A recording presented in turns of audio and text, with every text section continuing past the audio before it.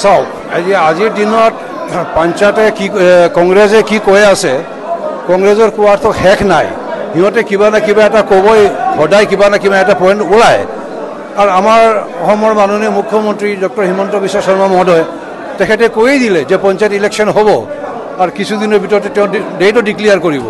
তাৰ পিছতো তেওঁলোকে ভাবি আছে যে পঞ্চায়ত ইলেকশ্যনটো নহ'ব, কিবা কিবি তেওঁলোকে কৈ আছে। এই তেওঁলোকৰ কথাটো তেওঁলোকৰ কিছুমান মানুহে শুনি আছে, বাকী ৰাইজে এই কথাবোৰ শুনা নাই। বাকী ৰাইজে জানে, আমি গম পাওঁ যে আগামী কিছুদিনৰ ভিতৰত পঞ্চায়ত নিৰ্বাচনটো হ'ব বুলি। এইবিলাকে ক'লে যে যদি 4 এপ্ৰিলৰ পাছত যদি ইলেকশ্যন নাপাতে, চৰকাৰৰ পৰা যদি এছপি না ওলায়, তাহলে এইবিলাকে মানে কোৰ্টৰ দ্বাৰস্থ হ'ব বুলি ক'লে। আৰু নাই, সেইটোতো ক'লোঁ, তেওঁলোকৰ যিটো কোৱাৰ তেওঁলোকে কৈ আছে।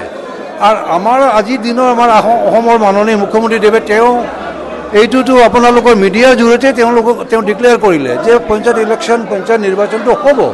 আৰু হ'ব যিটো কৈছে, তেওঁ যিটো কৈছে হ'ব, তেওঁ হ'বই, তাতে আৰু বেলেগ দুই কথা নাই, ডাউটো নাই। আজি আমাৰ প্ৰগ্ৰামটো হৈছে আমাৰ হাইলাকান্দি জিলাৰ আলগাপুৰ মণ্ডলৰ নতুন কাৰ্যবাহী সভা হৈছে। নতুন মণ্ডল কমিটি বনোৱা হ'ল। নতুন মণ্ডল কমিটি বনোৱাৰ পিছত আজি মণ্ডল কমিটি লৈ আমাৰ বুথ সভাপতিসকলক লৈ পেলাই আজি এটা সভা হৈছে। এইটো আমাৰ এটা সাংগঠনিক সভা আছিলে।